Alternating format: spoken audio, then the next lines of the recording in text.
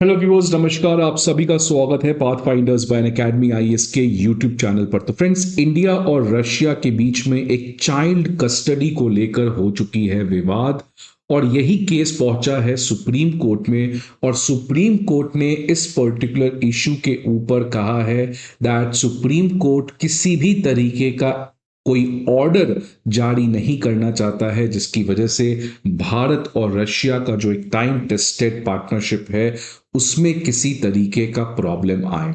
तो फ्रेंड्स, इस child custody को लेकर अब बहुत ही बड़ी केस सुप्रीम कोर्ट पर पहुंच चुकी है, और सुप्रीम कोर्ट ने इंटरनेशनल रिलेशंस को कॉन्टेक्स्ट में रखते हुए जजमेंट पास करने से मना कर दिया, बिकॉज ऐसे कोई भी जजमेंट से एक बहुत बड़ा टेंशन भारत और रशिया के रिलेशन में आ सकता है।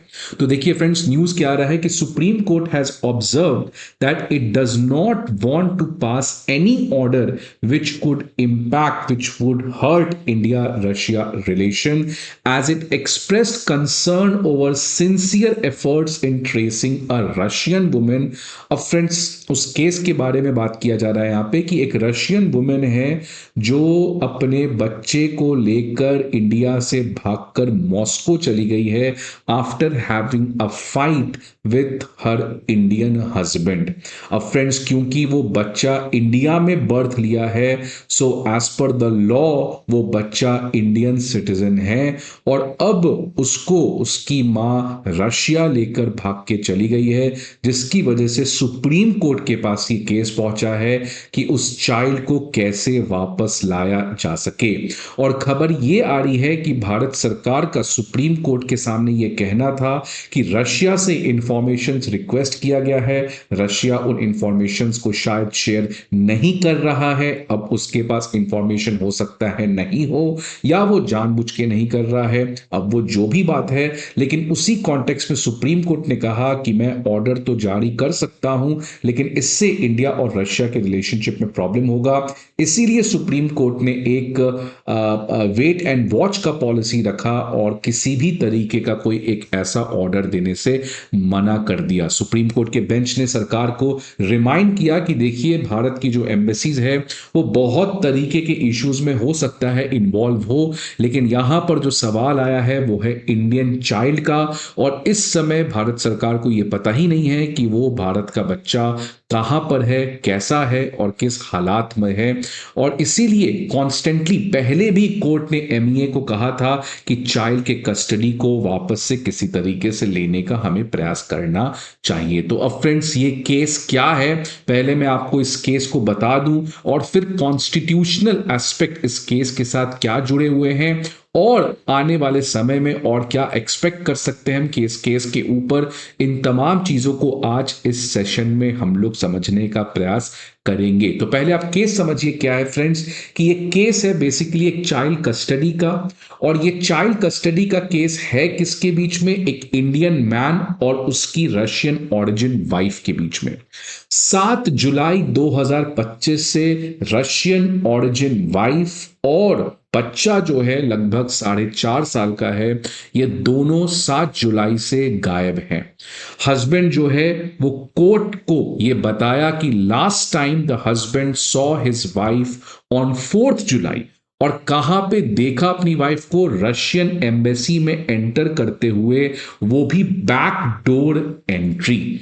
और इसका रीजन एज पर हस्बैंड का क्या है कि उसकी वाइफ का एक रिलेशनशिप था with a diplomat from the embassy. Friends, मैं पहले ही क्लियर कर दूं कि ये एक एलिगेशन है, ये सच है या नहीं है दिस आई कैन नॉट से, और इसके ऊपर ये केस है भी नहीं, अभी तो केस चाइल्ड कस्टडी का है। लेकिन हस्बैंड ने इस तरीके का बातें जो है सुप्रीम कोर्ट के सामने रखने का प्रयास किया।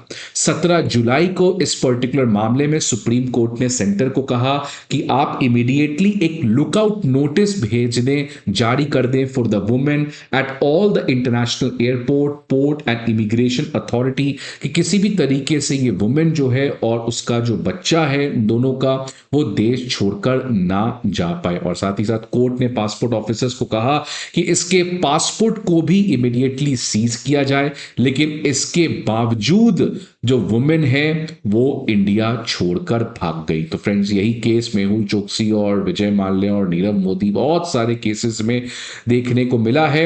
एंड अगेन यहां पर वही केस देखने को मिल रहा है। अब डिप्लोमेटिक इम्यूनिटी की बैटल क्यों छिड़ गई है फ्रेंड्स? बिकॉज कोर्ट ने कहा कि वो जो भी रशियन डिप्लोमेट्स इस पूरे चीज में इन्वॉल्व हैं, वो रशियन डिप्लोमेट जो उस वुमेन को हेल्प किए, बैकडोर एंट्री करवाएं और इंडिया छोड़ के भागने में मदद किए, क्या भारत सरकार ने उनके खिलाफ कोई कार्रवाई किया है?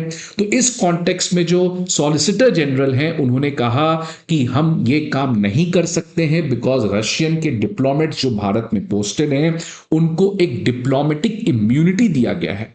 इस कॉन्टेक्स्ट में सुप्रीम कोर्ट ने कहा कि यह सही बात है कि उनको डिप्लोमेटिक इम्यूनिटी दिया गया है as per the international law, लेकिन अगर आप उन ट्रीटीज को देखेंगे तो इन डिप्लोमेटिक इम्यूनिटी को वेव ऑफ किया जा सकता है इन एक्सेप्शनल सर्कमस्टांसेस।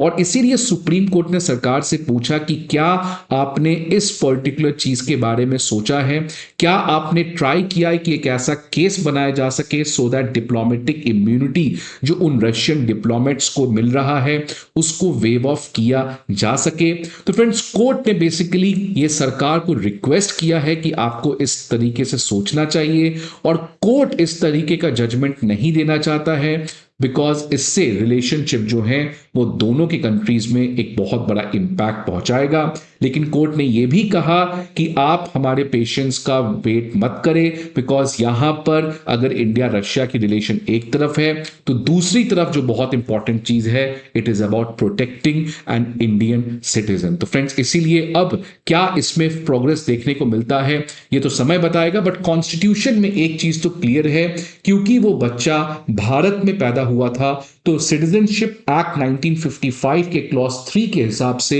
वो बच्चा भारत का सिटीजन है, बिकॉज यहां पे सिटीजनशिप बाय बर्थ का प्रोविजन है दैट एनी इंडियन पर्सन, अगर उसकी जो स्पाउस है, उसका जो स्पाउस है वो अगर नॉन इलीगल इमिग्रेंट है और उनका बच्चा भारत में पैदा होता है तो उसको भारत का सिटीजनशिप मिलेगा।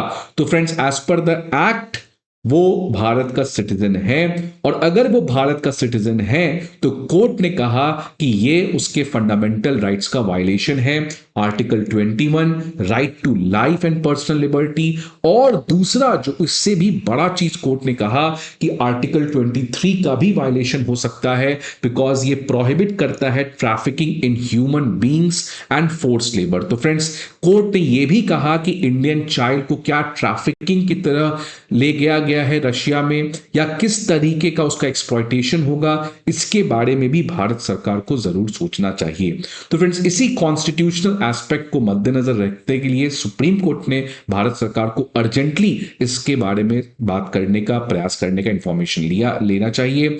भारत सरकार के हिसाब से यह कहा जा रहा है कि इंफॉर्मेशन जो रशियन साइड से आना चाहिए वो ब्लॉक किया जा रहा है, वो इंफॉर्मेशन अच्छे से नहीं आ पा रहा है।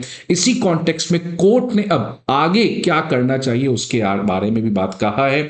जजेस ने सरकार से पूछा कि आप क्यों नहीं एक लुकआउट सर्कुलर और रेड कॉर्नर नोटिस जो इंटरपोल के द्वारा जारी किया जाता है उसको इशू करते हैं। सॉलिसिटर जनरल का कहना है कि ऑलरेडी ब्लू नोटिस और येलो नोटिस जो है उसको इशू किया जा चुका है इंटरपोल के हिसाब से। फ्रेंड्स, बहुत सारे ऐसे नोटिस हैं, इसमें सबसे एक्सट्रीम, सबसे स्ट्रिक्ट, सबसे स्ट्रिंजेंट नोटिस जो होता है वो है रेड नोटिस, जिसमें उस पर्सन का लोकेशन और साथ ही साथ उस पर्सन को अरेस्ट करने के लिए लुकआउट नोटिस भेजा जाता है। सरकार ने already blue information, additional information को कलेक्ट करने के लिए, और yellow notice to locate the missing person इसको जारी किया है।